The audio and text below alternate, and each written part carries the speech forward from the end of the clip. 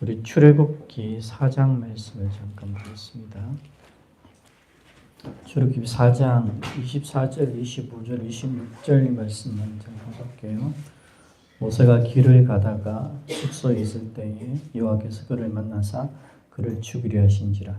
시보라가 돌칼을 가져다가 그의 아들의 포피를 베어 그의 발에 갖다 대며 이르되 당신은 참으로 내게 피난편이로다 하니 여호와께서 그를 놓아주시니라. 그때 시보라가 피난편이라 하면 할례 때문이었더라.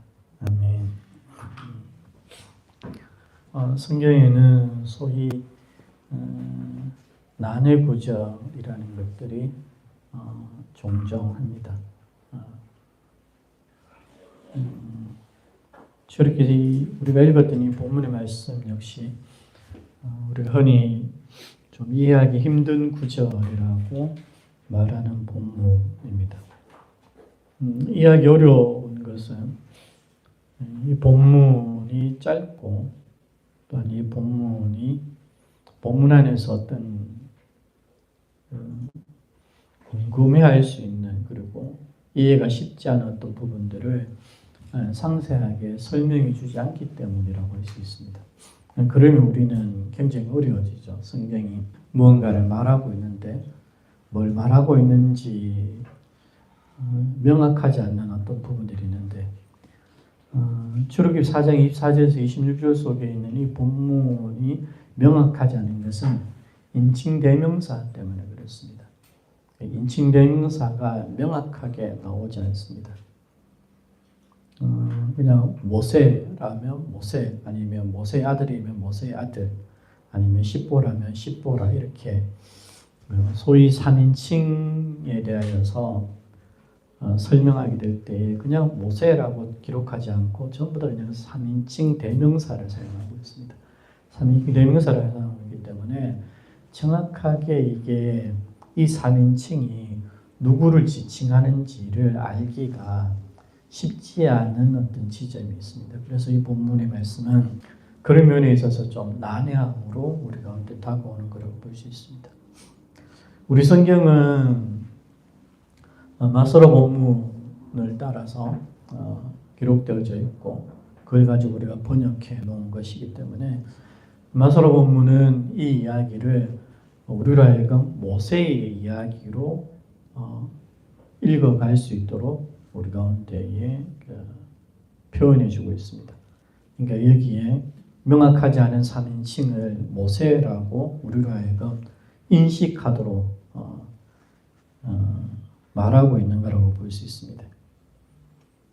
모세가 길을 가다가 이렇게 되어 있는 거죠. 사실은 여기에 모세라는 말 자체는 없습니다. 그냥 그가 길을 가다가 이렇게 되어 있습니다. 그가 길을 가다가 라고 되어 있는데 이 인칭 대명사를 마소라 본문은 모세라고 지칭하고 있는 거죠. 실질적으로는 이 그는 모세일 수도 있고 혹은 모세의 아들일 수도 있습니다.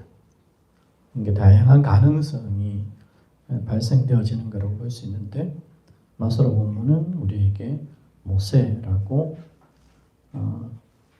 인식할 수 있도록 설명해 주고 있습니다. 물론 마소라 본문 자체도 모세라고 기록하지는 않습니다. 다만 이야기의 전개 속에 읽는 이들이 이 인칭 대명사를 모세로 인지하도록 이야기를 이끌어가고 있는 거라고 볼 수 있습니다. 왜냐하면 앞에 있는 이야기도 그렇고 뒤따라 나오는 이야기 전체 속에서도 충분히 모세라고 인식할 수 있을 가능성이 많기 때문이겠죠. 이 본문은 사실 18절부터 31절까지의 큰 단락 속에 나오는 거죠. 그 가운데서 이야기가 등장하고 있는 거라고 볼 수 있습니다. 근데 그 MT는 이제 마소라 본문을 얘기합니다. MT는 이렇게 우리처럼 기록되어 있는데 MT를 헬라어로 번역한 소위 70인역은 이것을 그렇게 번역하지 않았습니다. 70인역은 이 이야기를 누구의 이야기로 읽으라고 우리 가운데에 이끌어가냐 그러면 이 이야기를 모세의 아들의 이야기라고 읽으라고 이렇게 이끌어갑니다. 그러니까 MT 본문을 가지고 70인여 저자들이 이 본문을 해석한 거죠. 일종의 해석해서 이 좀 애매모호한 이 3인칭을 그들 나름으로 해석해서 이 본문은 이렇게 읽는 것이 좀 더 나을 것 같다라고 한 것이 이제 그들의 의도라고 볼 수 있고, 그들의 의도는 이 본문을 모세의 아들이라고 인식해서 읽어가도록 하고 있습니다. 근데 재미있는 것은 또 우리가 구약의 이런 본문 가운데 또 하나 이제 기억할 수 있는 것이 사마리아 오경이라는 것이 있습니다. 사마리아 오경이 있는데 크게 이제 비교하게 될 때에 MT가 있고 마소로 본문이 있고 70인경이 있고 또 사마리아 오경이라는 것이 있겠죠. 사마리아 오경이라는 것이 사마리아 오경은 이 본문을 누구의 이야기로 읽기를 원하냐 그러면 십보라의 이야기로 이 본문을 읽기를 원합니다. 그래서 사마리아 오경은 이 이야기의 주인공을 십보라로 등장시키는데 중점을 두고 있습니다. 그러니까 세 개의 이야기가 있는데 마소로 본문은 이야기를 모세의 이야기, 주인공 모세의 관점 속에서 이 이야기를 읽도록 우리 가운데에 주어지고 있고, 그 마소로 본문을 좀 알기 쉽게 해석했다라고도 할 수 있는 70인역은 마소로 본문의 그 애매모호한 인칭의 그 모호함을 이 본문을 모세의 아들의 이야기로 읽도록 유도하고 있고, 사마리아 오경은 오히려 또한 이 이야기를 십보라의 이야기로 읽도록 우리 가운데에 우리를 이렇게 이끌어가고 있는 모습을 보여주고 있습니다. 본문이 난해해서 그래요. 본문이 난해하다는 것은 말씀드렸던 것처럼 명확하게 어떤 인칭이 기록되어지지 않기 때문에 이런 70인경이나 사마리아 오경이나 이런 것들에서 그들 나름의 어떤 신학적 해석을 한 거라고 볼 수 있습니다.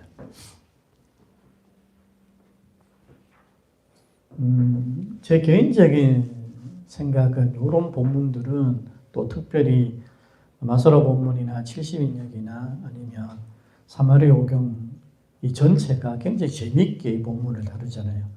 그 모세와 십보라와 모세의 아들이라는 이 세 사람을, 세 인물을 각각의 주인공으로 삼아서 그들의 이야기로 펼쳐가고 있다는 것은 이 모호한 본문을 우리가 어떻게 접근해서 읽어갈 수 있을 것인가에 대한 어떤 나름의 힌트를 우리 가운데에 주고 있다라고 생각해 볼 수 있게 됩니다. 큰 그림은 이런 거죠. 모세가 사명을 받았습니다. 하나님의 부르심 속에서 사명을 받고 이제 모세가 사명자로서 다시 애굽으로 돌아가려고 하고 있습니다. 그렇게 사명자로서 부름받고 사명자로 세워져서 애굽으로 돌아가려고 하고 있는 모세와 그의 아내와 그의 자녀들이 있는 거죠. 그리고 그 모세와 모세의 아내와 그 자녀들이 이제 애굽으로 돌아가고 있는 그 길에서 벌어지고 있는 어떤 일들. 이 관점에서 생각할 수 있도록 마소로 본문이나 70인역이나 아니면 사마리아 오경은 그런 인식을 우리 가운데에 주고 있는 것 같기도 합니다. 제가 개인적으로 주목하고 있는 것은 또한 이 본문 속에서 31절에 나와 있는 이 장면이라고 할 수 있습니다. 결과적으로 이 이야기가 부르심받고 사명받은 모세와 십보라와 그의 아들들이 그 사명자가 되어서 다시 돌아가는 그 길 속에서 이야기가 있었고, 이 이야기를 통하여서 결론적으로 31절에 백성이 믿으며 여호와께서 이스라엘 손을 찾으시고 그들의 고난을 살피셨다 함을 듣고 머리 숙여 경배했다라는 결론 지점으로 가고 있다라는 데 좀 주목하고 있습니다. 그리고 이 이야기와 이 중간에 굉장히 모호하게 인칭 대명사로 기록되어져 있는 24절, 25절, 26절의 이야기가 이 결론을 향하여서 함께 걸어가고 있는 이야기라고 우리가 생각해 볼 수 있겠다라는 생각을 하게 됩니다. 결론적으로 마소라 본문이 얘기하고 있는 모세 중심의 이야기는 사명자가 사명을 받아서 가게 될 때에 우리에게 사명이라는 것보다 존재가 훨씬 앞선다라는 이야기를 들려주고 있는 거라고 볼 수 있습니다. 우리도 흔히 그런 생각을 많이 하죠. 또 예전에 그런 얘기가 많았잖아요. 사명자는 결코 죽지 않는다, 뭐 이런 얘기 들어봤습니까? 한데 한국 교회 속에 이런 얘기 많이 떠들어다니고요. 사명자는 죽지 않습니다, 뭐 이러면서. 사명이라는 것은 굉장히 중하죠. 귀한 것이고 그렇지만 성경은 항상 내가 사명자다라는 것을 귀하게 다루긴 하지만 그것보다 훨씬 더 본질적으로 앞서는 것은 존재자에 대한 얘기를 하고 있는 거라고 볼 수 있습니다.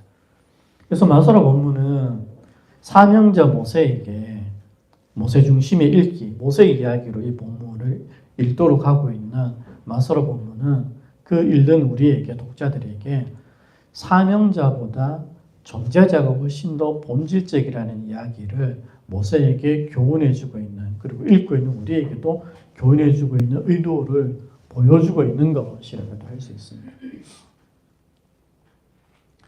70인명은 비슷한 어떤 말씀을 전하기 위해서 주인공을 십보라의 이야기로 바꿔놓고 있는 거라고 볼 수 있습니다. 근데 10보라가 주인공이 아니라 그 아들을 주인공으로 삼고 있는 70인명도 역시 마찬가지입니다. 70인명도 얘기하고 있는 것은 좀 더 확장해서 얘기하고 있는 장면이 있습니다. 이 확장해서 얘기하고 있는 것은 이 이야기가 애굽의 장자를 죽이고 하나님께서 애굽의 장자를 죽이고 당신의 장자된 이스라엘을 구원하겠다는 이야기를 하고 있는 거죠. 22절, 23절 속에서 그 얘기를 하고 있습니다. 이 이야기 이후에 24절, 25절, 26절의 이야기가 이어지고 있기 때문에 이 이야기 속에서 70인명은 자연스럽게 모세의 아들을 주인공으로 하는 이야기 읽기로 이 부분을 해석한 거라고 볼 수 있습니다.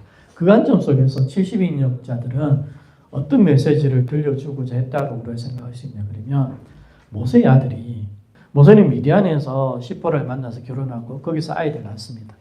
이 아이들이 이 이야기를 통해서 언약 안으로 들어가고 있는 장면으로 묘사해 주기를 우리 가운데에 그렇게 보여주기를 의도했다라고 할 수 있습니다. 70인명이 그렇게 의도했다고 볼 수 있는 것은 말씀드렸던 것처럼 앞에 이스라엘 장자된 이스라엘을 구원하시기 위해서 애굽의 장자를 치는 이야기에 이어서 나오기 때문에 그 사명자 모세의 아들이 동일하게 언약 안으로 들어오고 있는, 언약 안에 존재하고 있는 자라는 것들을 이야기해 주기 위해서 이 본문을 모세의 아들의 이야기로 해석해서 우리 가운데에 읽혀주고 있는 의도를 생각해 볼 수 있게 됩니다. 사마리아 오경은 그 관점에서 또 비슷하죠. 사마리아 오경은 십보라의 이야기로 이야기를 읽고 사마리아 오경은 그렇기 때문에 이 부분을 조금 더 선명하게 드러내주고자 했던 것인지 모르겠지만 마소라 본문이나 70인역은 이것을 할례, 이렇게 육신적인 할례, 표피를 베는 거 이런 식으로 되어 있는데 사마리아 오경은 십보라의 마음을 할례했다라고 표현하고 있습니다. 좀 더 명확하게 사마리아 오경은 십보라가 위대한 여인이었던 십보라가 사명을 받고 가고 있는 모세에게 그 존재됨을 인정하고 그 사명 속으로 자기 역시 들어가고 있는 언약 안으로 들어가고 있는 이야기로 이 본문을 읽도록 우리 가운데에 초대하고 있는 것으로서 우리가 생각해 볼 수 있게 되는 것이죠. 그렇다면 결론적으로 마소라 본문이나 70인경이나 사마리아 오경은 주인공은 다르게 해석해서 우리 가운데에 보여주고 있지만 본질적으로는 같은 이야기를 우리한테 주고 있는 거죠.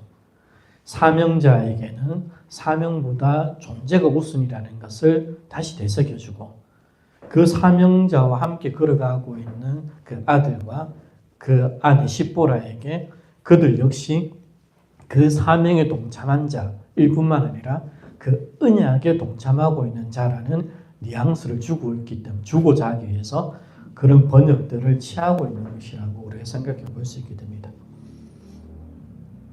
그 맥락 속에서 우리는 여기에 등장하고 있는 피난편이라는 부분도 생각해 볼 수 있는 여지가 생기는 거라고도 볼 수 있습니다. 사실 피난편이라는 것은 이해하기 좀 어려운 측면들이 있죠. 성경에서 이런 이야기가 등장하지 않고 있기 때문에 그렇습니다. 히브리 말로는 이게 하탄 다밈 이렇게 되어져 있습니다. 피는 복수로 되어져 있죠. 다밈 해가지고 복수로 되어 있고 하탄이라는 것이 이제 신랑 아니면 뭐 사위라고 번역될 수도 있습니다. 신랑이나 사위. 근데 이걸 하탄 다밈이라고 표현하고 있고 우리 성경이 이걸 피난편 이렇게 번역을 한 거라고 볼 수 있습니다. 이 번역이 뭐 얼마나 정확할 수 있는지는 잘 모르겠습니다. 어쨌거나 그렇게 번역하고 있고 다만 이걸 명확하게 우리가 인식하기는 좀 어려운 부분이 있지만 말씀드렸던 마소라 본문이나 70인역이나 사무엘 5경 전체를 비교해서 보고 그 속에서 모세 이야기, 모세 아들의 이야기 그리고 십보라 이야기로 그것들 소개하고 있는 것들 속에서 무슨 얘기를 하고 있고자 하는지를 우리가 어렴풋하게 짐작해 볼 수 있다고 했을 때 그 관점 속에서 이 피난편이라고 얘기되어지는 이 본문 속에서는 명확하게 이해할 수 없지만 그 맥락 속에서 보면 이 이야기 역시 십보라가 그 언약 안으로 들어가고 있는 것들을 상징적으로 표현해주고 있는 이야기로 우리가 어느 정도는 이 본문 안에서 이해할 수 있겠다 싶은 지점이 발생되는 거라고 볼 수 있습니다. 또한 우리가 좀 거북한 어떤 것들은 24절이죠. 하나님이 모세를 죽이려 하셨다 이렇게 얘기하는 이 장면들. 그래서 70인경은 하나님 대신에 여호와의 천사가 이렇게 번역하고 있고요. 사마리아 5경은 죽이다라는 요 단어를 자음은 동일한 자음을 쓰지만 죽이다라고 해석하는 것이 아니라 뭐 쉽게 얘기하면 기절시키려고 하셨다 이런 식으로 번역하고 있습니다. 그러니까 이게 좀 명확하게 어떤 의미인지에 대해서 70인경을 썼던 사람들도 그리고 사마리아 5경을 기록했던 사람들도 어려웠던 거죠. 하나님이 모세를 죽이려고 했다라는 것들이 정말 죽이려고 했을까에 대해서 이제 그 의문을 품었던 거라고 볼 수 있습니다. 우리도 그렇게 생각할 수 있겠죠. 이 표현이 정말 마소라 본문처럼 하나님이 죽이려고 하셨다 할 때 정말 죽이려고 하셨던 사실을 얘기하는 건가? 그래서 만약에 이걸 받아들이게 되면 이런 얘기가 되잖아요. 네가 아무리 내가 불을 놓고 내 언약 안에 있고 내가 네한테 사명을 놓지만 네가 사명의 길을 걸어가는데 네가 여기 할례 받지 않은 자가 모세인지 모세의 아들인지 본문 안에서는 좀 헷갈리지만 우리가 출애굽기 속에 있는 앞선 이야기를 보게 되면 모세의 어머니 요게벳과의 어떤 그런 것을 보게 되면 아마 난 지 8일 만에 모세는 할례를 받았을 가능성이 많기 때문에 아마 이 할례는 모세의 아들일 가능성이 훨씬 더 많긴 하죠. 본문은 정확하게 표현하진 않지만 전체 속에서 보면 모세의 아들이 미디안에서 낳았던 그 모세의 아들이 모세가 좀 덩한히 여겼든지 해가지고 할례를 받지 못했던 가능성이 있습니다. 근데 그것 때문에 하나님께서 모세를 죽이려고 하셨던가라고 얘기하면 성경 전체적인 관점에서 보면 그렇게 이해하는 데에는 조금 무리가 있는 어떤 부분들이 있습니다. 그렇기 때문에 시집인 기자들도 하나님이 아니라 하나님의 천사로 바꾸고 그리고 사마리아 5경은 죽이려고 했던 것이 아니라 기절시키려고 했던 거다 이런 식으로 되어지는 것이죠. 근데 이 전체적인 우리가 다시 그 마소라나 본문이나 그 70인경이나 사마리아 오경이나 본문 전체나 아니면 성경 전체 속에서 우리가 생각해 보게 될 때에 이 이야기는 하나님이 어떤 퍼포먼스를 하신 거라고 우리가 생각해 볼 수 있게 됩니다.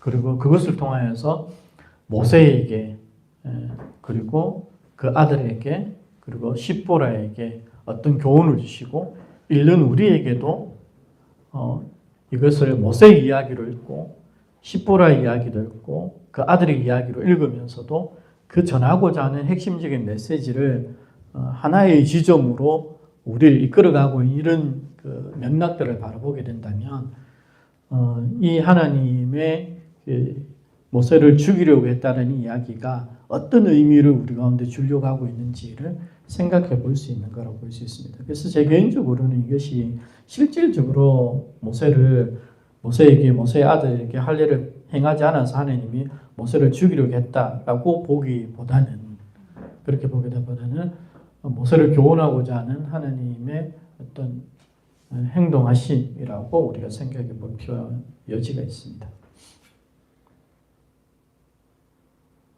그리고 말씀드렸던 것처럼 이 일련의 이야기, 본문의 이야기를 통하여서 31절 백성이 믿으며 이렇게 되어져가는 머리 숙여 경배했다라는 결론으로 우리를 이끌어가고 있는 모습을 보여주고 있습니다. 여기서 이제 또다시 우리가 좀 생각해 볼 수 있는 것은 우리가 하나님께 부르심을 받고 사명을 받고 그 사명을 행하기 위해서 세상 가운데로 갑니다. 교회는 사명자죠. 동일하게 하나님의 부르심 속에서 존재하고 그 부르심 안에서 존재하고 있는 교회를 그리스도인들을 주님은 세상으로 보내셨습니다. 사명을 주시고 세상 가운데 보내셨죠. 그리고 교회는 그 몸된 교회는 세상 가운데 보내어진 하나님의 사명자라고 볼 수 있고 또는 그 맥락 속에서 그리스도인된 우리들도 세상 가운데로 보내어진 하나님의 사명자 하나님의 사자들 이렇게 표현할 수도 있겠죠. 히브리어 속에서 우리 가운데 익숙한 표현은 마라크라는 단어가 되겠죠, 그죠? 사자들. 그러니까 그 사명을 받아서 세상 가운데 보내어진 교회와 그리스도인들에게 있어서 그 의미가 무엇인지를 그것이 어떻게 이루어지는지에 대해서 우리가 생각해 볼 여지가 또 발생되어지는 거라고 볼 수 있습니다. 또 다르게는 메시지와 메신저 이렇게 볼 수 있기도 하죠.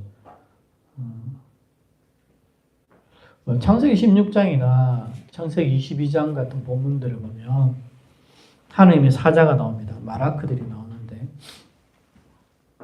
우리 성경은 이걸 사람으로 번역할 때도 있고 천사들이라고 이렇게 번역할 수도 있는데 명확하게 천사들이라고 번역할 수 있는 본문들이 존재하긴 하죠. 예를 들면 창세기 28장인가요?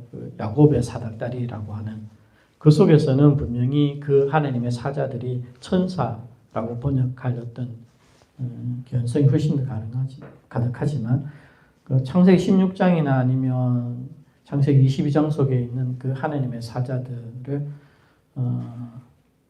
천사로 볼 거냐, 사람들로 볼 거냐, 이런 부분들도 그렇게 명확하지는 않습니다. 물론 창세기 22장 같은 경우에는 그렇게 볼 수 있는 본문 자체가 하나님의 천사들로 읽을 수 있도록 어떻게 흘러가고 있지만 그렇게 명확하다라고 하기는 좀 어려운 측면들이 있습니다. 근데 거기 보면 어쨌거나 메신저가 나오죠. 메신저가 나오고 메시지가 있는데 재미있는 지점은 그 메신저가 마라크가 메시지를 전할 때에 메시지를 전하면서는 메신저는 하나님이 아님에도 불구하고 마치 그 메신저가 하나님인 것처럼 1인칭으로 말을 하고 있는 지점이 소개되어집니다. 창세기 16장에도 그렇고 내가 네 씨를 크게 번성하며 이런 식으로 되어 있는 거죠. 이게 마라크의 이야기인데 마치 하나님이 말씀하시는 것처럼 1인칭으로 표현되어져 있습니다. 그리고 창세기 22장도 역시 마찬가지예요. 그에게 손대지 말라 뭐 이렇게 하면서 내가 내 아들 이러면서 마치 하나님이 말씀하시는 것처럼 표현되어져 있습니다. 이런 표현들 속에서 우리가 뭘 생각해 볼 수 있을 것인가에 대한 문제라고 볼 수 있습니다.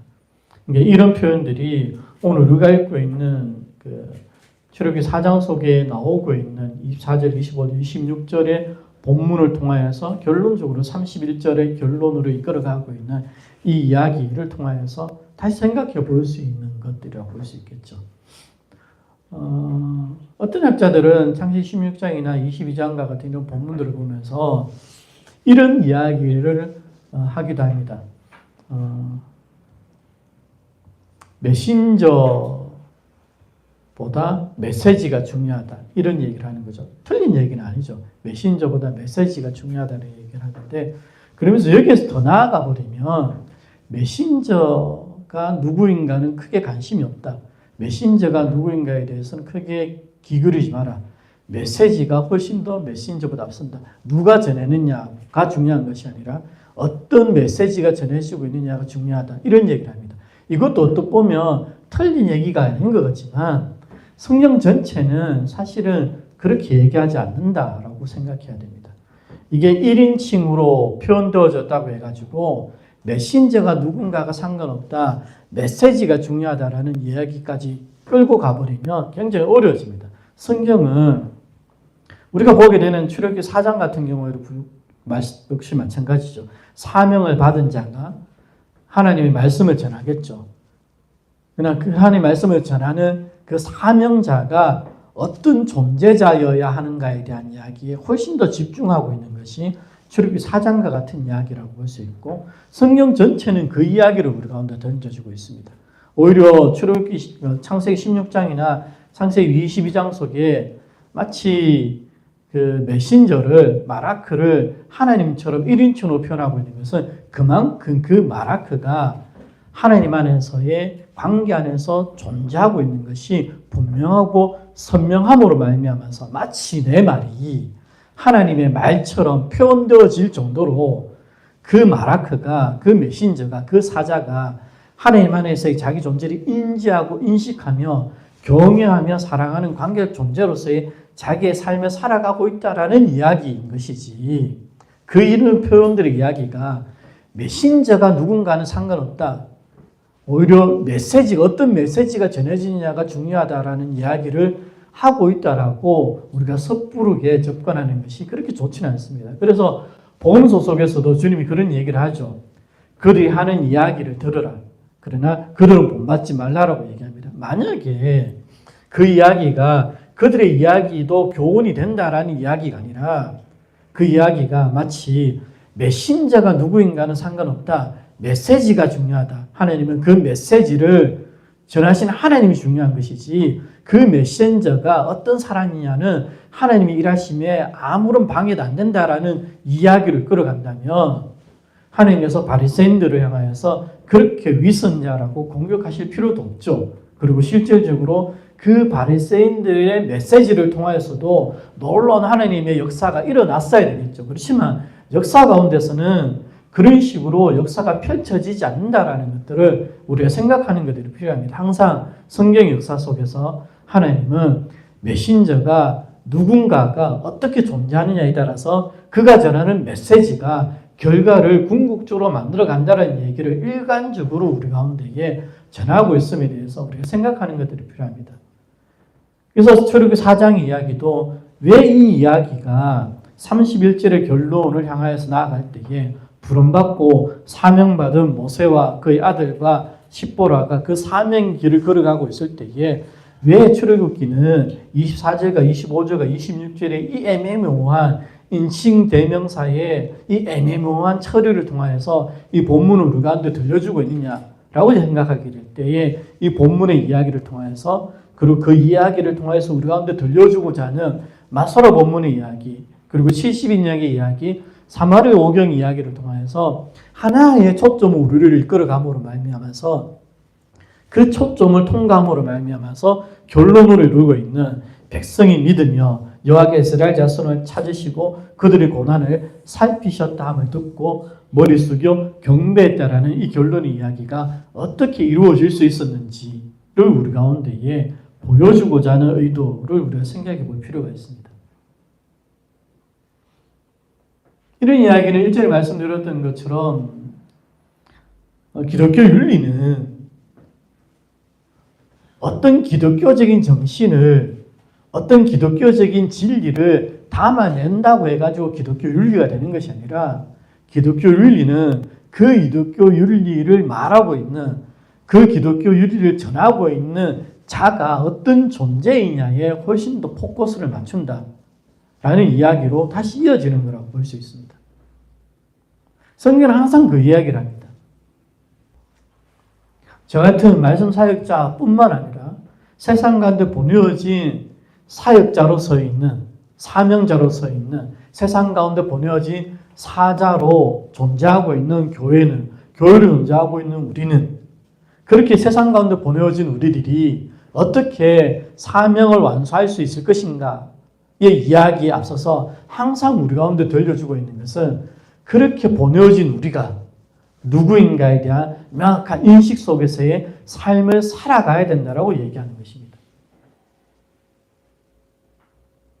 그래야지만이 궁극적으로 오늘 출애굽기 4장이 우리 가운데 보여주고 있는 것처럼 31절의 역사를 우리가 보내어진 그 보내어진 현장 속에서 우리가 이루어낼 수 있다. 하나님의 영광을 나타낼 수 있다.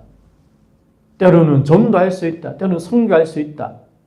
라는 이야기로 이 이야기들이 확장되어져 가고 있음에 대해서 우리가 잘 생각하고 기억할 수 있게 되기를 소망합니다. 제가 기도할게요.